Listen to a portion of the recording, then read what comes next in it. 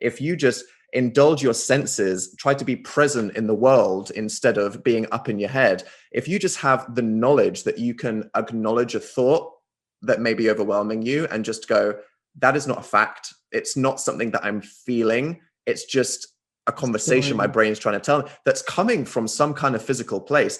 You can put that to the side and that saves you in the moment. And these are the kind of basic tools that I think every human on earth should know. Because I'm someone that is just at the absolute mercy of my mind. I bolt awake with anxiety at 4 a.m. just going like, okay, the distractions of the day over. I try not to think about things.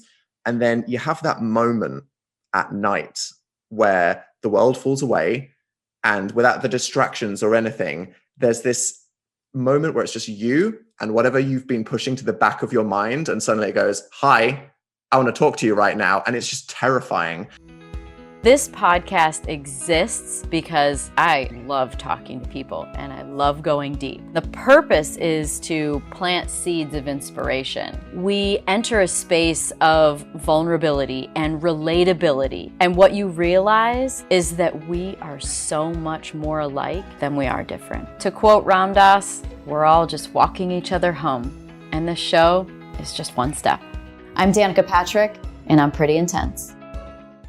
Today on the show is Daniel Howell. He's a comedian, best-selling author, and YouTube sensation. The issue that he's facing with everyone now is depression. So he's writing a book right now. As he says, it's the book that he wished he had when he was going through depression. So we just kind of go into all the aspects of it, to living a false reality, to dealing with anxiety, to simple tricks and how to get out of that space. I feel like for anyone out there who, and I know there's so many that suffer from depression and from anxiety. So I hope that you take a lot from this interview. I did, and I really enjoyed Daniel. He's such a sweet British guy. The world of technology, a world you know so honestly, well, my friend. And yet I hate it. Like this pandemic, lovely. I'm looking forward to seeing my friends and family, hugging everyone again. I just want these Zoom things to be over. Really? Oh my God. Like it's kind of good being able to wear sweatpants from the waist down sometimes, but also it's just the technology thing. People are like, have you changed the this to the this and got the cable? And I'm like, oh my God, let me just walk into a room and sit down. It is true. I mean, I do love that sort of ease of like, yes, I'm wearing leggings underneath this. Absolutely. But it's like the human connection. I just recently went and did my first like appearance gig because after retiring from racing, I kind of do one-off appearances. Yeah. Anyway, it didn't even matter what convention it was. I didn't care. I was like, look at everybody. Like, yep, here I am. Oh, yeah. Yeah. Some lady took her mask off. She's like, okay, don't breathe. And I'm like, I'm going to breathe. Yeah. But anyway, it's definitely, it has its perks. I feel like it's like we have an opportunity to incorporate all of the best things about what we had to go through, all the shit, and then pair that up with the stuff that we used to do that we miss and took for granted. Absolutely. So like, what's that look like when I say that? Are things going off in your head like, oh, I can't wait to do this and I never want to do this again? Oh, yeah. I mean, everyone's like, I'm never going to another meeting as long as I live, because if you can just do a couple of these to avoid going across town in some traffic sometimes, it's like, we don't need to do that to each other. We don't need to spend our whole lives in cars for no reason if we don't need to. Sweatpants at home, that's pretty good. But also sometimes I feel like I need a bit of routine because I'm someone in the work from home lifestyle. If I can just spend all day in pajamas, I might get nothing done. So a little bit of routine is nice every now and then, as long as you're allowed a bit of me time as well. And I'm like the biggest introvert in the entire world. I love to complain about how awkward I am and how I don't like doing anything. But I'm like, I miss my friends. I just want to speak to someone. I've had enough time talking to these houseplants. I'm going a bit mad. Now, are you like a full-on introvert, as in you have to have, because I look at like introversion and extroversion as being like what kind of fuels you and what drains you. So yeah, exactly, I would call myself an introvert as well, because I don't really like, but my introvert is like, I just don't like small talk. So if I can sit with a couple of people, and if it's a good, deep conversation, I literally get energized. Right. That's how actually podcasts feel to me. Cause we're not talking about, I mean, we might spend a couple minutes talking about some surface level stuff, but we're going to get into it. And so I get energized by that. But like small talk and like surface level Oh stuff. God, no. Like going around a party and just meeting loads of people for 30 seconds. I need like a 3-week coma just to get over that. So do you feel like I mean, I need a little bit of alone time, but mostly I just need time where I can kind of like, I don't know, it just feel stuff true to my nature, which is like anything that involves like truth, learning, expansion, growing. Mm-hmm. So do you feel like you need a lot of alone time or just a little with deep conversation? I feel like it depends how intense the weekend has been, because sometimes I look forward to a weekend where I'm hanging out with friends, and then I will literally get to Monday and be like, wow, I need another weekend to get over that weekend just because I feel so drained. No offense to my friends, lovely friends. Had a great time hanging out with you. Great birthday. But then I'm like, I just need a whole day where nobody looks at me. Nobody talks about me. I just need to be locked in a box. And then I'll slowly have the courage to be like, yeah, now I'm ready to have a social connection again. So I'm pretty extreme on the spectrum, I'd say. Does looking at a camera or a camera looking at you and recording things still qualify as alone time, or does that not? Absolutely not. I think that lots of people probably relate to this, which is all this Zoom stuff. It's way more emotionally draining than even a real life conversation is, because especially just seeing that yourself is being seen, it has this whole other layer of like emotional energy that it's sapping away from you. If you're in a board meeting, you could sit on a table at the end and then a little chair in the corner and think, oh, these other people are having a conversation.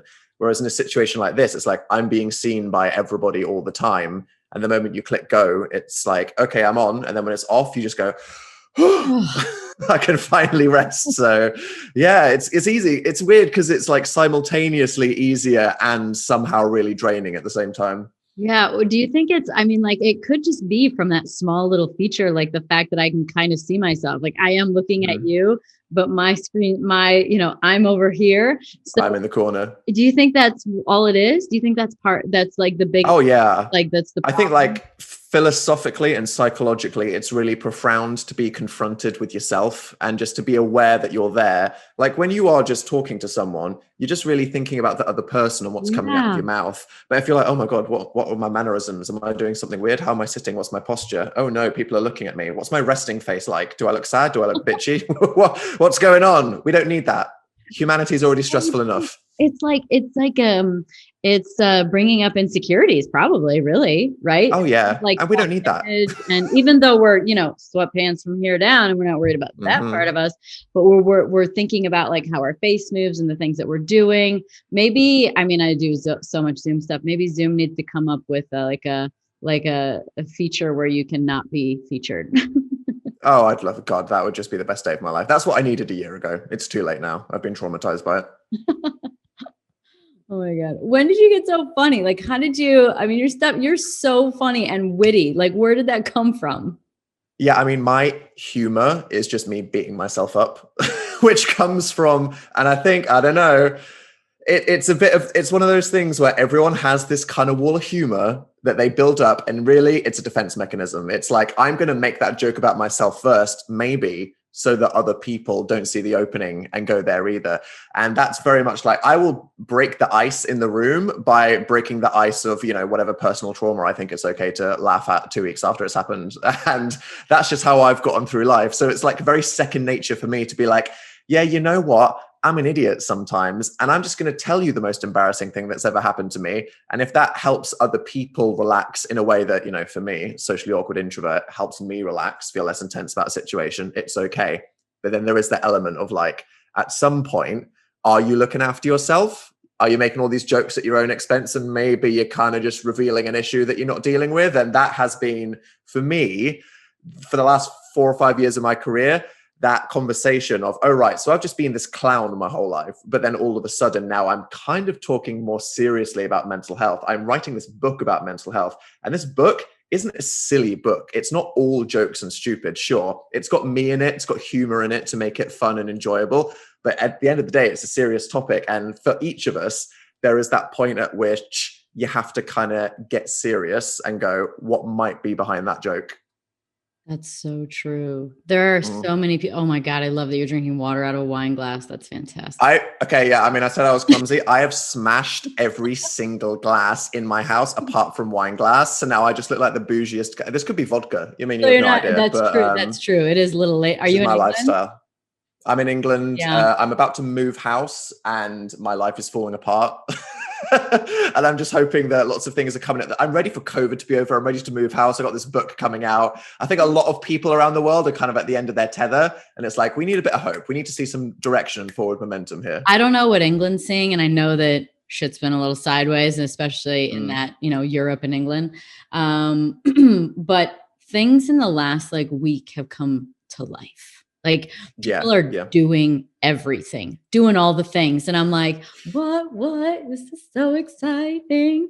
But I will say that your plant looks really healthy, and plants can kind of feel the vibe. Plants can, have you ever heard, like there's plant studies, there's like the rice study, there's like all these things where you like talk well to things and the energy and the frequency and the music in the room, and then the plants can like tap into the vibes. Yeah.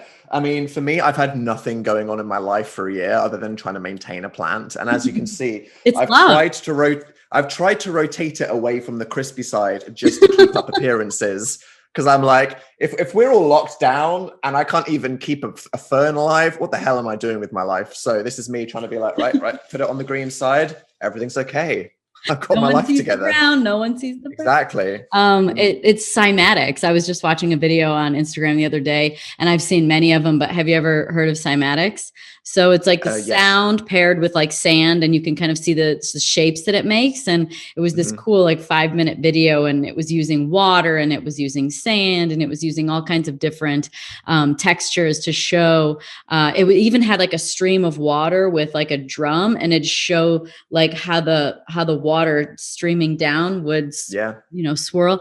And I'm like, vibrations of the universe. I mean, seriously, like if that doesn't show that we don't look at ourselves potentially the right way, I don't know what else does. Like that's all we are, is like energy and frequency. Like, I mean, even they said in the old biblical stuff, like in the beginning was the word, right? It's sound, exactly, frequency.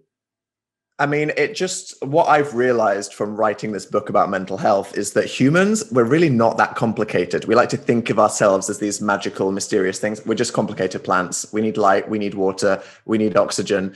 We're very connected to nature, and our thoughts and feelings and emotions, they don't come from this ephemeral place where we have no control over how we think and feel. They're just brains reacting to signals from our bodies. Anxiety is just our body trying to protect ourselves from a dangerous situation. And yet how it manifests in our modern brains is this weird, terror about a social situation you can't quite put your finger on. But when you break it down and go, hey, wait a minute, mental health isn't this thing that controls my life that I was born with. It's like, actually, we're all just people and machines and bodies and biological things, and we can just do things that change how we think and feel. And for me, as someone that has really just struggled a lot of my life with mental health, thinking I'm just broken, I was built that way, sometimes I just feel bad and there's nothing I can do about it. That's wrong. There's something you can do. That is like, first off, congrats. Like, well freaking done, because that, especially coming from a place where anxiety and not being able to get out of it, and depression, and it's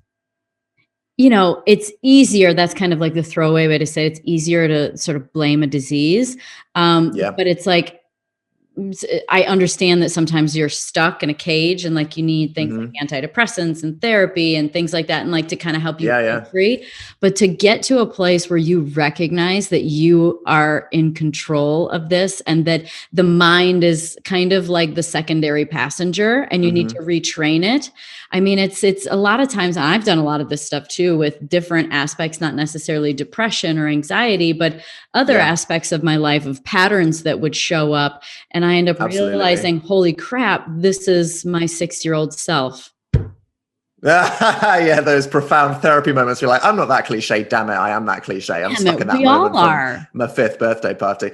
It's a human experience. And this is like a lot of people, they have this idea that mental health is just for people that have crippling anxiety or people that are like suicidally depressed and they have a medical problem. But mental health is just how you think and feel at any given moment. And it's something that all humans have. So people go, I don't need therapy. I don't need to read a book about mental health because I'm fine. And it's like, yeah, but how stressed are you? How much do you worry in a day? What is your mindset that completely controls your outlook on the world, from how you perform in your career, how you deal with your relationships, and most importantly, on a day-to-day level, how do you talk back to the own voice in your head? Because for me, you know, my experiences in life, I went through a lot of bullying when I was a child. I had a very upsetting time for the first 18 years. It built me to be this very cynical, defensive person. And my first instinct, the first voice that would pop up was always that self-sabotage, self-doubt. And that's not the truth. And what's so important is being able to stop, like look in the reflection of what's really going on and think, is this the truth? Or actually, am I kind of sabotaging myself in this way? And it's something that every single human on earth goes through, but most people go through their entire lives without questioning it. Yeah. Wild. I feel like people might be hearing, and especially if someone is kind of stuck in that spot where they're like, no, like this is a disease. I'll have this forever. And this is just something I have to deal with. Or something like, you don't get it. It's a lot worse for me, right? I can imagine if someone is listening that isn't able to hear how much accountability they can and should be taking for their life, they might be thinking, you don't have it as bad as I do. So I think it's probably important to explain and unpack like what depression looked like for you, for someone to go, oh, he was there. Oh, definitely. I can I was like, procrastinating. Maybe I can do this.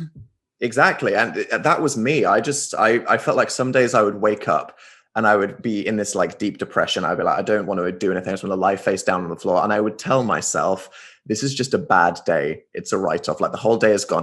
And unfortunately, that's not true, because there is always something you can choose to do to change your environment, your way of thinking, what you're doing, why, that can snap you out of it. And I don't resent myself for that, because that kind of procrastination of going like, this is too hard to deal with, it comes out of a place of fear, which is completely understandable, because it's terrible. If you have awful anxiety, if you are really stressed, if you are seriously depressed, maybe you're grieving or something like that, it's horrible to go through. So of course you want to tell yourself like, I just want to give up and I just want to be defeated. And so many people are at different points, and everything helps. So for some people, they need the medication to give them that strong foundation so they can then make changes to their lifestyle. Because this is me, you know, I've been on antidepressants, and there was a period of my life where, you know, I couldn't snap myself out of it or readjust my mindset or change my lifestyle to be better for my mental health. I couldn't get out of bed. I needed the antidepressants to stabilize my mood. There were points where I couldn't have these conversations with myself because I didn't have the self-awareness or the perspective to realize how toxic my self-perception was until I spoke to a therapist, and she was like, boy, you're crazy. This is, you know, what you're saying right now, it's not true. You just have this awful perspective of yourself. And not only is it making you sad, but it's stopping you from growing as a person, because you're just holding yourself back out of fear, and you can't stay trapped there. So for so many different people, this is the thing. There's all the knowledge out there.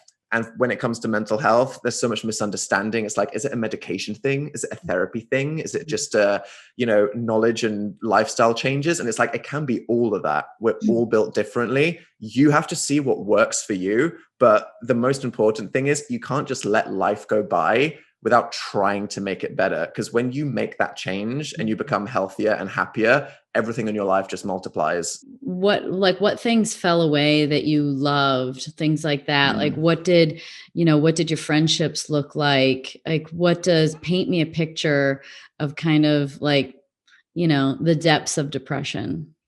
For me, it was that I just gradually sunk into this place where it was like a negative spiral of momentum, where I was just being weighed down in the sludge. And it's like all the color drained away from my life. It wasn't, you know, a lot of people think depression is sadness or it's a lot of crying. It wasn't that I was crying. It's that I barely felt anything at all. I didn't want to get out of bed. I didn't want to eat. Someone would say, oh my God, yeah, Game of Thrones is on this weekend. Aren't you excited? And I'd be like, I'm not excited for anything at all. And it was that real, just, it felt like such an effort to do anything. I felt paralyzed. My friends were just like, I don't even see, your personality in you anymore. You just seem like this passive specter haunting the corner of this room, just sat there. And it took a whole trifecta of starting with a bit of medication, going to a therapist to reassess, my life. How did I get here? What's my mindset? How do I talk to myself? And then looking at my lifestyle and going like, I didn't know any of this, but it turns out basically every decision I was making in my lifestyle day to day was the total opposite of what's conducive to good mental health. And I think, that's the thing where lifestyle changes, they just build up that foundation where if you're getting good sleep, if you've got support from people in your social life, if you're getting a decent amount of movement, if you're eating things that make you feel good, this is all going to give you that point where if you hit a crisis in your life that may impact how you feel, you're not going to fall as far. Whereas for some people, they might think, I've never had a mental health problem in my life. But if they haven't gotten this foundation, when they crash, they might crash all the way down, which is why even if someone doesn't think they want to read a mental health book because they're not there yet, you want to know this stuff for the time that you might be. Because I wasn't prepared and I just, sunk all the way to the floor. Well, what you put perception on, you get more and more of. So you can be kind of frustrated with yourself for 25 years of thinking a certain way, but you also became empowered to like put your perception on something else and get more of that too. Which is, the empowerment. Like someone asked me the other day, what are you most proud of? And I was like, accountability. Because I can't think of one area of life that accountability is not really one of the most important things that you can do. What if I feel like if, everybody has someone that they know it suffers and that could use some help. Like, as a friend, what can you do? Like, did anything is it just a matter of being with the person, getting help, pushing them? If someone around you is depressed and you know it, what is the most helpful thing for someone to do that you can, that works, or at least work for you? Mental health. Yeah, it's the silent killer because you don't know what someone's going through in their head. Right. You can have these comedians that are performing on a stage, everyone's laughing. People look to my career and they're like, Dan's great. I was like, no, it was terrible. It was the worst time of my life. And that can be anyone at any point on any level. And it's that thing where you have to go, how are you doing? And then you have to ask again, like, no, how are you really doing? Because people, they feel like they don't want to burden you. They feel like they don't want to be judged. They don't want to feel vulnerable. But the truth is, we all go through the same things. Our human experience is universal. If you open up to someone, they're going to be like, me too, probably. Or they'll be like, wow, well, I want to be here for you. Thank you for sharing that with me. So firstly, it's important to just cut through the barrier that all of humanity has socially with wanting to appear vulnerable and asking for help. And then for sometimes, when I was feeling really bad, sometimes a friend couldn't do something for me. And that was frustrating for them if they're like, I want to help. I want to fix you. I want to make you better. And it's like, actually, right now, just being here is the best thing that you can do. Because when it comes to mental health, out of any lifestyle change, anything you can learn in therapy, anything scientific, the most profound way of supporting yourself emotionally is just feeling a connection to others. And hey, I'm the introvert guy. I don't want to say this, I'm going to complain about how exhausting I find it, but just feeling like even to one person that you are seen, that so you have been acknowledged for what you're going through, and that you're not alone with your thoughts can be the thing that is between someone and oblivion. Because it's when people feel like they are alone, they're struggling by themselves, and they are trapped in a situation that the worst things can happen. So just having one person just being there can literally be a lifeline. Yeah. They say that one of the most important ways to create connection is to meet someone where they're at. Absolutely. Yeah. Yeah. Sometimes it's just being with them. I think that we mess that up, right? I have messed that up 100 million times where I'm kind of that fix it person. Like I err on that sort of codependent, yes, like how can I abandon myself to fix you? But I always wanted to go in and be like, okay, what can we do? And what's next? And, I've been learning over time how important it is to just really be with the person, or be there and meet them where they're at, and really, create some sort of relationship relationship and empathy with the feelings that they're having. Because sometimes you can't fix someone instantly and they just need that support. And they may not even tell you that they're grateful at the time, but maybe when they've had the time and the space that they need, they'll be like, that really meant a lot to me that you showed up when I needed you. Yeah. You're the YouTube guy, you have a huge following.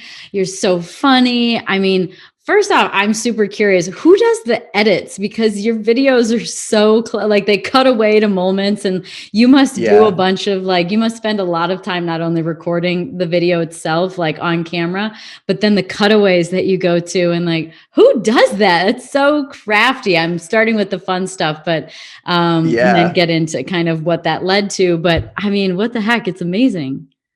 It's something that I had to teach myself how to do. And the thing is, I'm a control freak. I could never, if something was so important to me, I don't let someone else mess it up. What I want to do is to do everyone's job myself and then just be really resentful that I feel like I'm getting no help. It's like, oh, can we help you? And I'm like, no. If you want something doing right, you have to do it yourself. And how do you feel about that? I hate everyone. That's me down to a T.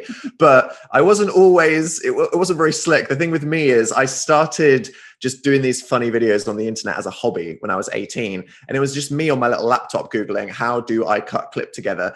And it was so bad. It was so bad. Even though I was trying my best. It was your best then though, but it was your best then.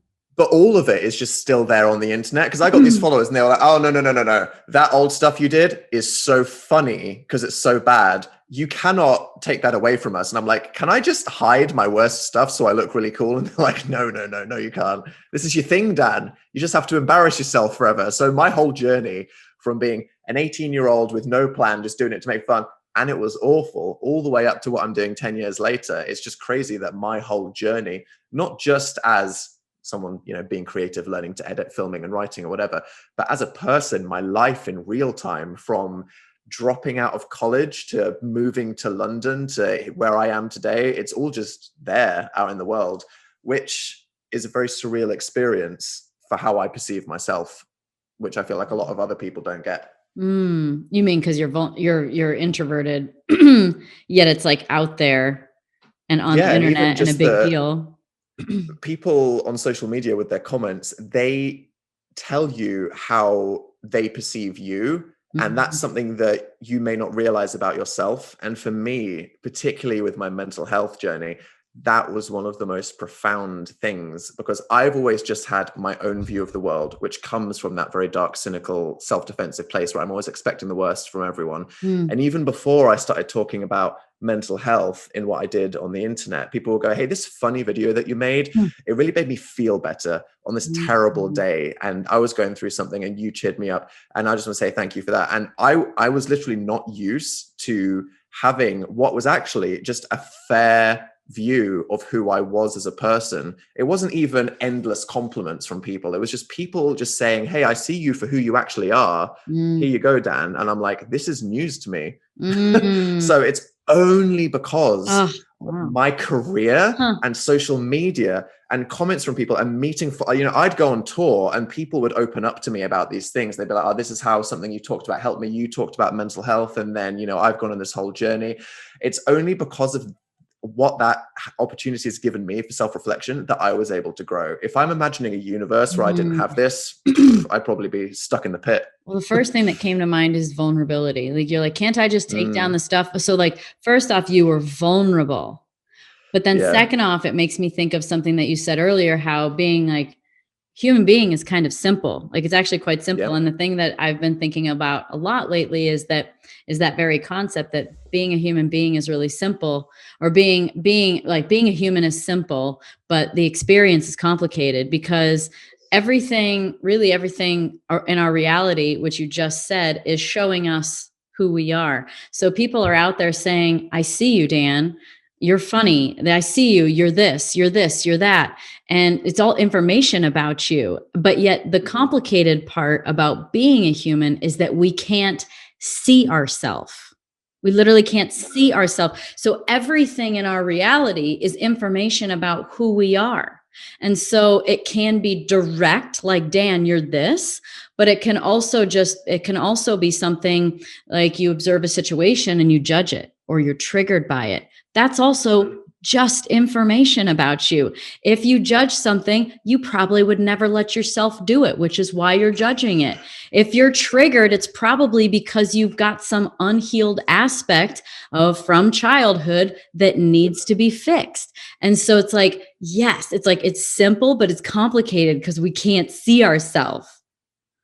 It's so difficult. And that's why like the book that I wrote is separated into 3 parts, because I was like, how do you even write a book about mental health? Because it's just such a huge topic. Yeah. And I was like, what we need to do is to break it into the experiences you can have at different stages and when you might need the information. So the first part is, what can you do if you need an immediate change because you're overwhelmed in a situation? So it's not about how do I unpack my psychological makeup and trauma, or how do I change my lifestyle? It's like, if I feel like I'm having a panic attack, if I feel like I'm too stressed, if I am having one of those moments where I'm stuck up in my head because I'm fixated on something I'm worrying about, or this intrusive thought came in and I can't, how do I snap myself out of it? And one of the most profound things is just the concept of mindfulness, realizing that you are not your thoughts, because all of our emotions come from biological, evolutionary places where we're just cavemen running from lightning bolts. And yet now anxiety in our modern world just comes into this weird thing that mixes all these relationships together. And it's like, actually what's happening to you is something physical. And if you just breathe differently, if you just indulge your senses, try to be present in the world instead of being up in your head, if you just have the knowledge that you can acknowledge a thought that may be overwhelming you and just go, that is not a fact. It's not something that I'm feeling. It's just a conversation my brain's trying to tell me that's coming from some kind of physical place. You can put that to the side and that saves you in the moment. And these are the kind of basic tools that I think every human on earth should know, because I'm someone that is just at the absolute mercy of my mind. I bolt awake with anxiety at 4 a.m. just going like, okay, the distractions of the day over. I try not to think about things. And then you have that moment at night where the world falls away, and without the distractions or anything, there's this moment where it's just you and whatever you've been pushing to the back of your mind. And suddenly it goes, hi, I want to talk to you right now. And it's just terrifying. And you don't have to do that. But have you ever had sleep issues? Oh God. Yeah. So, and for me, it's all anxiety. There's, well, this is interesting. I interviewed a guy named Mastin Kipp, and he's great. He talks about like the issues are in the tissues, somatic healing. And he said that when you get into your REM sleep, that you're sort of the somatic level, and on the somatic level, you can have releases. And so it wakes you up. And so like, it's part of not sleeping is stuff that's, in the body and in the fascia and stuck. So, and it's not necessarily as accessible as mindfulness is, but, kind of just to elaborate on this concept that it's stuck and stored in you and it's a story and you don't need to have it, physical. Is that it can be very much in the physical body. So mindfulness will pretty much solve it. It can solve it all, but just to show you how things are deeper and more complicated than you could expect is that like you can go and have body work done. You can have tissue work and all of a sudden it happens to me. It happened to me the other day. I went to see my body worker, and all of a sudden she's working on a spot, and then she starts like pulling it through my arm and down my hand. And all of a sudden I just started crying, and I'm like I can't fake that. And so I say that not because it's the most accessible form of healing, but it's just to show you that it's not necessarily yours. Then we can get layers deeper and talk about like ancestral cellular memory. And that is like a whole other thing. But even then, what it shows is that mental health isn't this ephemeral thing that you can't control. Like humans, we're not that complicated. It like in the book, there's exercises on mindfulness, but it also says if you can't sleep, just try some progressive muscle relaxation. Because if you let go of some tension, you might have a profound emotional revelation. Oh my God. And that's the same thing as stress and tension. I used to be a serial jaw clencher. And the moment someone was like, right, you need to like stop doing that. I need to relax your shoulders. Whatever I was working on that day, I was like, oh, I'm not that worried about that challenge that I need to overcome in my day now because I relaxed my muscles. And it's just like, oh my God, these humans, we're all just walking around suffering all the time. God. Yeah. When there's all these things where it's like, actually, get some body work and then boom, whoa, Or what was breathe. that about? Why was it so interlinked? Just breathe, like you said, like just take, I mean, I interviewed Nicole LaPera, who's the holistic psychologist, if you know who she is. And she was telling me how you can drop into the parasympathetic just simply by training yourself to breathe through your stomach. Like, so you expand your stomach instead of like being a shallow, like chest breather. And that puts you into the parasympathetic. And she's trained herself to basically breathe like that all the time. And so it's simple. Like there are little simple tricks and there are ways to sort of like shift this. What's the second part of the book about? You said there's three parts. Yes. After you have hopefully, because I mean, the priority is in that situation where you're overwhelmed. And it's like, if I'm having a panic attack, then I need to stop. You know, people joke about, oh, you need to hand this person a bag so they can hyperventilate. That's literally the worst thing that you could do. What you need to do is sit down and do a load of deep breaths. And then that will address so many things going on. So that's the priority. And then once you know that and you feel like you can kind of be a first responder to the difficult things you might be going through, then it's time to talk about lifestyle. And it's super practical. And it's like science has shown that if you do certain things, you will feel a certain way. Therefore, if you want to have a little science experiment, you can try out these things today. And in a few days, you might be like, this has completely changed how I think and feel on a day-to-day basis. And it goes through all the areas from activity, just how everything you do makes you feel a certain way. Therefore, if you want to change how you feel, if you learn what makes you feel good, just do that and you can snap. And it seems so obvious. And yet people, they need to do a bit of a science experiment on themselves to be like, right, I need to learn how I work. If I move, I mean, I'm just going to expose myself. I hate exercise. I'm not one of those people that's very good at it. And you know what I did? I was like, I'm going to go for a run every day of the week. And I had the worst week of my entire life. And then I asked myself, how did I feel? I'll tell you, I slept better every single day. I had less stress. I had less anxiety. And I was like, I didn't want to believe it, because I personally just didn't enjoy it. But now I know as a fact, if I just get a bit of movement in my day, and this doesn't have to be, because a lot of people go, oh, I don't want to be a gym person. It just doesn't fit in with my life. It's just about going for a walk sometimes, walking the dog, just jump rope in the garden. You can do anything. And there's all these aspects of your life, from food to your social life, that say, hey, here's everything, try it out, see what works for you.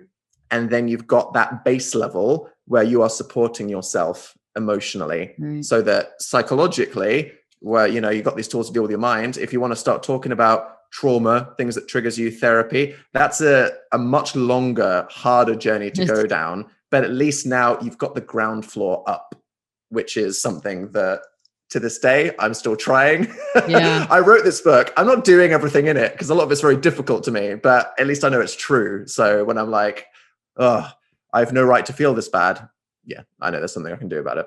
Well, I always say that people that are gurus or teachers and whatever it is that they're trying to help people with, it's don't ever be mad when they fail, because the reason why they're doing it is because they need it.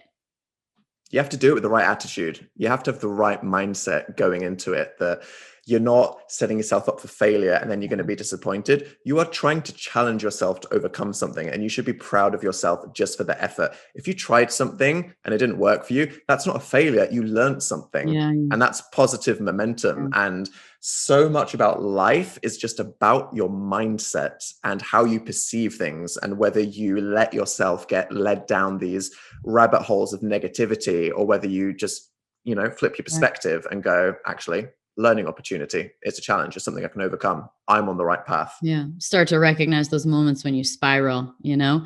It's another great line by someone I interviewed, Priyanka Chopra. She said that sadness is seductive. And I was like, oh, so tempting. That's a good one. It's like, there's something about, right, just feeling like going down that rabbit hole and looking at something on the internet. Moment. Totally. Yeah. And really all it's doing is fulfilling sort of like a hormonal trigger loop where you just go to that place that is not necessarily good for you, but it's familiar. And so our bodies are so good at being on autopilot with so many things. our subconscious is programmed by the time we're like 6, 7 years old with most of the things that exist in our life, like walking and talking, and also our emotional responses. So you talked about how, you can get into the therapy and the other stuff, and that's really hard. And I want to talk about that because in my opinion, those are the roots. Like the roots are when you go to therapy, in which I want to talk about therapy too, because I feel like I want to normalize therapy because I feel like it's so helpful. And I want to normalize personal, like solo therapy. I think there's so many people that tend to go to therapy because they're in a relationship and things are breaking down. But it's like you actually can solve a lot or maybe all of the problem if you individually go and work on yourself, because when you change, the things you see change. And it's not meant to be necessarily, I think, like a codependent thing, although I think it's a tool later on, but you better be doing your own work. So I think that the roots work, the childhood work, and is so important. And you said it's hard. And I just want to talk about it being hard because all I know for me is that everything that has been a great transition in my life has come from like the fires of hell. Like it is meltdown, breakdown, convulsions, like, just like true releasing. I mean, that's all I can really call it, is releasing. It's like alchemizing an old story and burning it to the ground, and like a new one emerges. And you have to for something new. It's painful. I want you to talk about the pain because yes, it's really hard, but anything that you want to achieve that's really great is going to be hard. So whether it's like a transition into a better place in life mentally, or whether it's achieving like a bigger bicep, like it should be hard or it's not working, right? It's the same.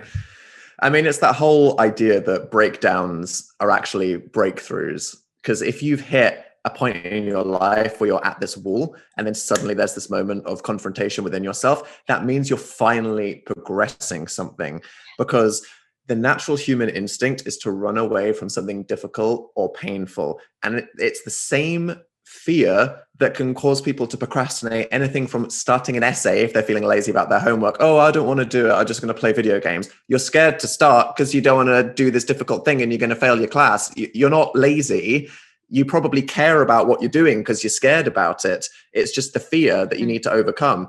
For me, it was that. And then the mental health, I was like, after a long day, after a really tough week, I don't want to do this hard work. I just want to chill out and watch TV. I don't want to look in the mirror and go like, what is my trauma? I must overcome it. But you have to. And I'm saying this as someone that has hit those walls a couple times in my life where I was just like, you know what? For me, the biggest thing was my sexuality.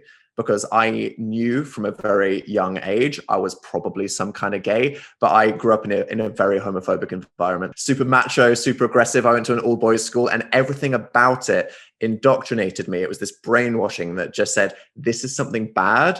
This is something that will be bad for you. You have to just brush it under the rug. And I went through decades of my life just deathly afraid of confronting this. And regardless of what you feel about it, it was the fact of who I am. This is who I am as a person. I was made this way, and you can't hide from something like that. But trying to run from it, it drained away at every single part of my life. It pulled me down into this depression. It gave me fear and paranoia of how I would be judged. I looked at myself in the mirror. I hated what I saw because I thought I was fundamentally broken. And it got to this point where in my life and career, I just felt like my life's a mess. I don't know what I'm doing. But as this person who's supposed to be this performer, I can't step on a stage. I can't turn on a camera and tell someone about my day when I know my entire life is built on this lie that I'm telling myself.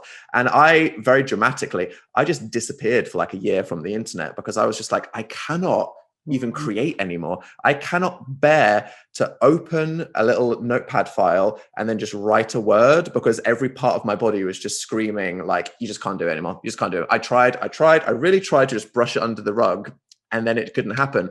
And it took a year for me, not just to work out, how I'm going to tell my family, how is it going to affect my career? How am I going to, because the thing with coming out, until we live in a world where being gay is completely uninteresting, of course it's going to be a big deal. It's a surprise. So I was like, oh no, even if I want to be the most introverted, left alone person, it's going to be this whole parade when I, have to break the news about this thing. But even my own understanding of who I was, it took months for me to just look in the mirror and be like, look, you just need to accept that you're gay. It's just a fact. So you need to learn to deal with this. Yeah. Otherwise, your life, it just can't go forward. Yeah. And it's that whole, people don't want to go to therapy because they're like, oh, I'm scared I'm going to find out there's a problem about myself. And it's like, well, yeah, but that's a good thing. Finding out that you've got an issue is a great moment, because it means that when you get to the other side, hey, yeah. What is it? I'm curious, and I'm sure that there are people that will hear this and they're in the position that you were in. Like, what is it like to walk around and know that no one knows, or know that no one knows for sure? And, is it, and, I'm fascinated with the idea. Do you think that they can see you? Like, are you afraid, like standing on a stage is like, does there always seem like there's this sort of like very thin veil between, the facade and the truth, and are you afraid that maybe you'll slip up? I mean, what is it like to participate in your own reality when it's not the real thing? I think that it's actually another quite universal experience that anyone who feels like, I know that my career is not working out and I need to change something, or this relationship that I might have been in, I need to make a change. Yeah, this could be anything. A lot of people, they look at gay people and they're like, that's its own thing. And it's like, actually, it's the same thing as you not wanting to have that conversation with your wife. Totally. You know what I mean? Totally. And for me, it was, not only did it feel like I couldn't form any connection, it was putting an emotional wall up between me and having anything real in my life. Oof. Because I wasn't letting anybody in or out. And then the fear that there was this thing that could just dissolve my entire life just meant that I felt permanently on edge. And when I say permanently, it's something that I experienced for the entirety of my life until the day I was like, okay, well, I guess I just have to clarify this one little thing that may or not be interesting. And when I say it felt like a weight lifted, it's because I'm a very, boring, scientific, grounded person. I'm not very, magical with my words or this, that, and the other. But it felt like I had been wearing a suit of chainmail my entire life. And the moment I confronted the truth, not just dealt with it in the world, but actually just accepted it myself, it just instantly shed. And my physical feeling in my body and perception of the entire world changed instantly. You cannot be inauthentic in your life. And it's one of the most difficult things that it's easy to say. You have to strive to be authentic in every part of your life. Depending on your circumstances, you might not be able to do that. I couldn't do it for so many years. It would have been great if I could have magically done it as a child. I just wasn't in the position. Whether you want to change your career, change your relationship, come out or something, sometimes you just have to bide your time, but you can't ever give up on having that moment because, we've all got this one life. And I'm saying as someone who's been on that whole journey and got to the other side, whatever it is, no matter how difficult it is, you got to go there. You got to accept the truth. You got to confront it. And even if it's really hard work, it's worth it. Yeah. Well, what you've just talked about is, something that people like Brene Brown have like really brought to the table, which is vulnerability. And it's crazy. I was having a conversation similarly about this the other day with a friend, and how, you think that the things that you don't want to share and the stuff that's really tough is like somehow going to break you. And then you all of a sudden get to the other side of it, like emotional breakthroughs or this level of vulnerability with letting people see you and speaking your truth and living in your truth. All of a sudden you get to the other side and it literally is the opposite. You don't break down, you break through. And it's like an illumination of being, because you are embodying now finally who you really are. And you've shed that sort of like, those layers, the chains or like the darkness that has to cover up the light inside, which is just who you really are. And I think vulnerability is like the new tough in my mind. Like totally, vulnerability is totally the new tough. Thank you can be for saying that. Brave enough to like, huge. Yeah, right. And so explain, like, what was that like? The feeling of, because it was a big deal, and obviously so many people have watched your video of when you told everybody that you were gay, and but here's the reason. I think the vulnerability resonated. People were like heartfeltly glomming on to this real raw emotion and this truth. And I think that truth and vulnerability carry a frequency and an energy, like we talked about at the very beginning, that it resonates. Because if you believe in quantum physics, then you believe that everything is connected beyond time and space. So you can feel the truth of the message and the information, which is why so many people really watched it. The entire issue around mental health and society's relation to it these days and the stigma about it is all about vulnerability. And especially in the UK, there's a lot of this talk about, the snowflakes word, the idea that all these people that are talking about their feelings and they want this blah, blah, blah, they're weak and they're vulnerable. But as you said, being vulnerable requires courage, because to act like you're tough and fine and to put off all your problems together, one day you're going to snap, and that's going to be weak, and that's not going to be great. The hard stuff is to look inside yourself and go, this is going to be really difficult, but it's the truth. And to put it out there and to make yourself vulnerable, not only does it show that you are an incredibly strong person that's done this brave thing by confronting something that's uncomfortable, but it makes you stronger, because then you don't have that thing to be afraid of. So there is this fear-based perspective that all of humanity by default has, that they're like, I'm not going to talk about it.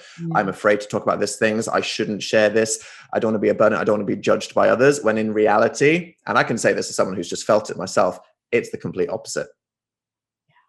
That's big. I just think that message right there is like maybe one of the most important ones, because everybody's looking for relief, right? Everyone's looking for some relief, some joy, some exhale, some freedom. And so it's in that vulnerability. They are so scared to go there. So it's like, to, again, kind of like therapy, to normalize the fact that right on the brink of that vulnerability, which I love, I think it was Brene Brown that defined vulnerability as being not sharing things that are like maybe something that people don't know, but sharing things that you're not sure you're ready to say.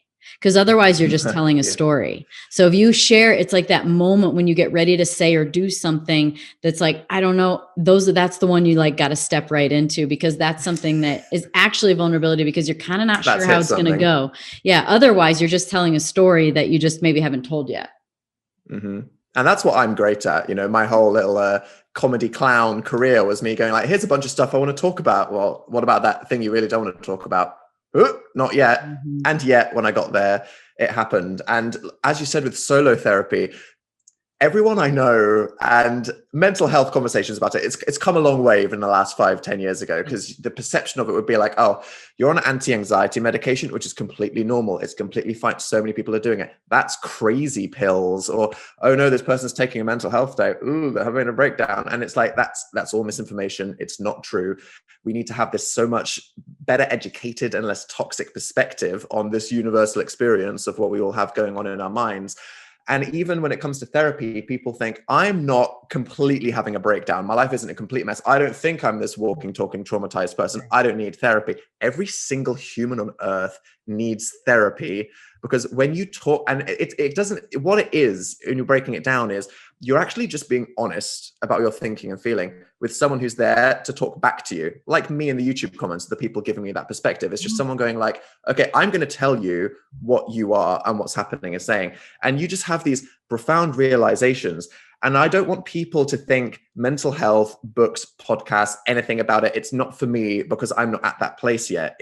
We are all at that place all of the time. Yeah. You cannot see it as something to cure when you've already snapped. It's something that you need to prevent by knowing this stuff and keeping yourself healthy and happy and afloat the whole time. Yeah. So you're absolutely right with that. I would make it, if I was an evil dictator that's actually not evil, I would just force every human on earth to have an hour of therapy a week, and that'd be like no more war. It would be great. I think you're actually right. Call it therapy, call it meditation. I don't give a crap what you call it, but like same thing. Couple of like mindful activities and things to face yourself. Like, cause again, the therapist is just showing you. Which is like traumatizing, because you're like, oh, that's me. And then you're like, also like, oh, that's me. I mean, that's right. I mean, that's so what is the third part of the book about?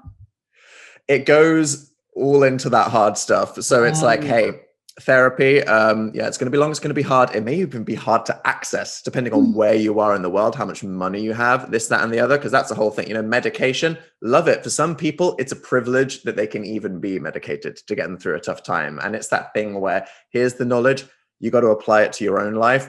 It's about looking in and trying to just analyze, how do you see the world? What are the experiences that shaped you? How do you react to your own emotions? How do you react to other people? What do you expect from situations in the present and the future based on things that have happened to you in the past? And trying to recognize these things and go, actually, have I been taught lessons about how the world works because of something that happened to me as a child, or even something recently? And therefore, I'm going forward with these expectations that are actually super destructive and holding me back in life. And this is the kind of stuff that it can take you years to just know who you are, to unpack something that may have come from a past trauma, which is why, it's like, okay, well, do this when you're in the better place. And so much of it's just your mindset. If you think that you have this fixed mindset that you are built a certain way, you can't change, you expect certain things, that's what your life's going to be. It's going to be the same. If you go through life with the mindset trying to grow and challenge yourself and be open to new perspectives and experiences, then not only might you surprise yourself by what you find, but you can just have a completely different perception of failure and attempting something. And what's the point of doing anything at all? And that, for me, was one of those light bulb moments where I was like, yeah, okay, my mindset's pretty terrible. I manifest negativity everywhere I go because I'm putting it in front of me like a carrot on a stick. If I reframe my thoughts, not to believe in sunshine and roses and that everything's always going to be fine. You can't be toxically positive by just saying, just believe and everything will be fine. You need to be realistic, but you need to be optimistic to give yourself hope and that positive momentum in order to see it. Because this is the most difficult thing for me as someone who's so cynical and has dealt with self-hatred.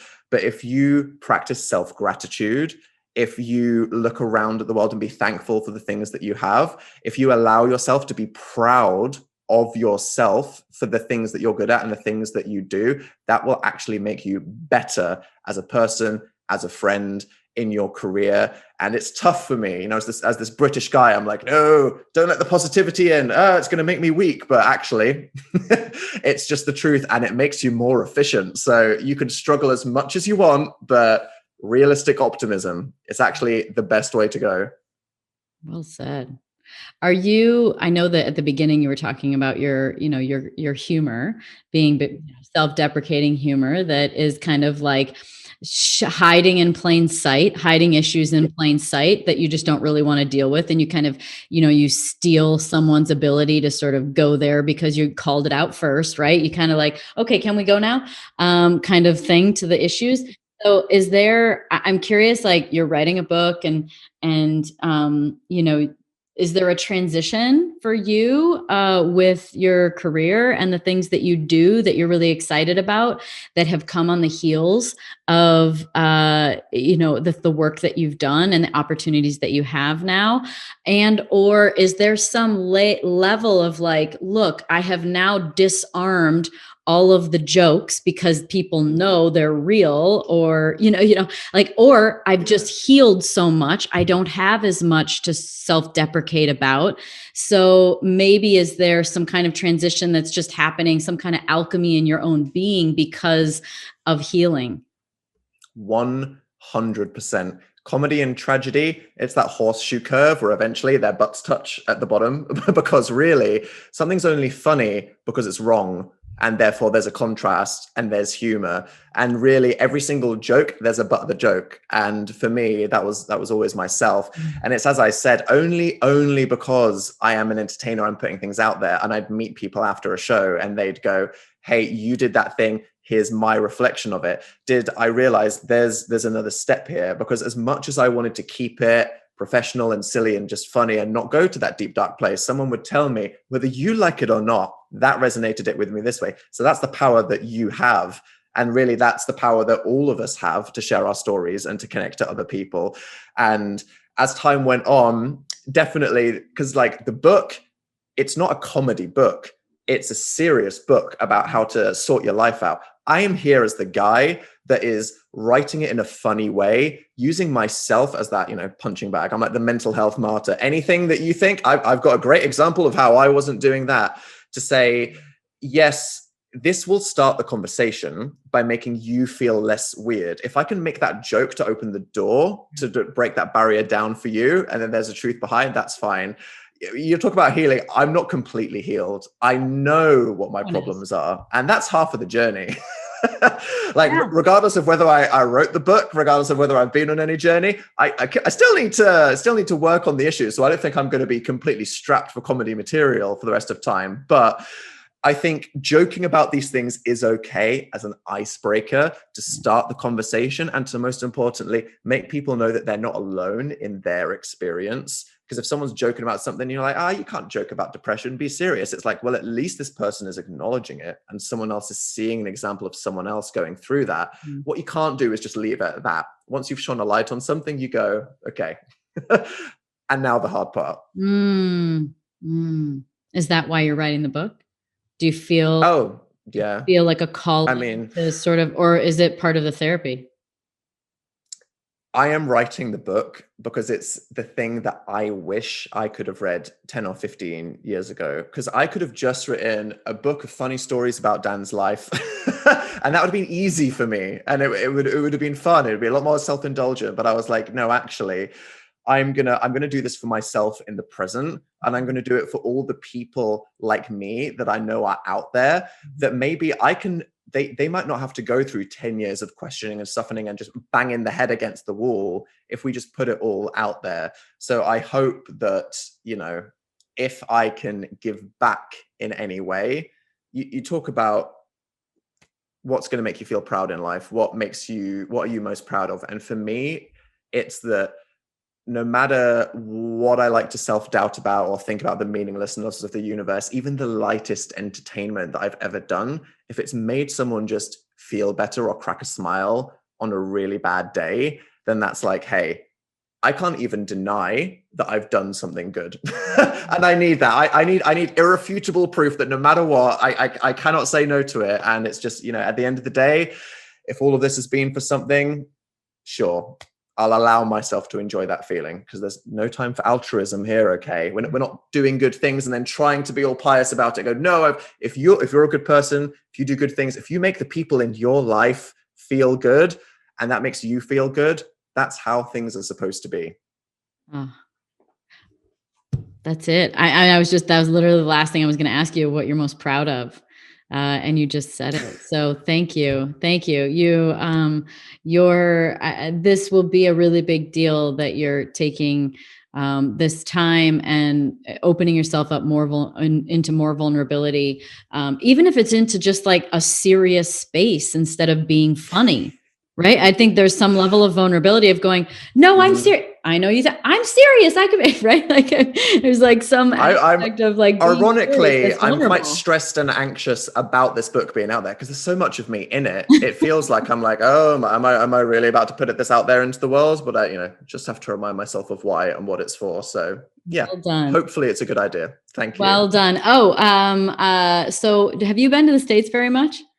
Yeah, I go there for, I used to. Now I don't really leave the house, but hopefully we'll all be highly vaccinated soon. It's all going to be great. Right. Well, I was just going to finish up. Like I lived in England for a few years, and I was going to, amazing. Ask what your favorite British meal is. I mean, my favorite British meal is a chicken tikka masala, because the best British food is the food that the Indian population of the UK. Ooh. I mean, come on, we know what British food is. It's all very beige, and thankfully, the multiculturalism has really helped us out a bit here. So yeah, that's true. I want to say thank you to the Italian family down the street. Thank you for the good food. All right. Well, enjoy your tikka masala, and thank you so much, and congratulations, and keep facing yourself, and we'll keep showing you who you are, which is like a super beautiful, vulnerable, wonderful, hilarious, witty British man.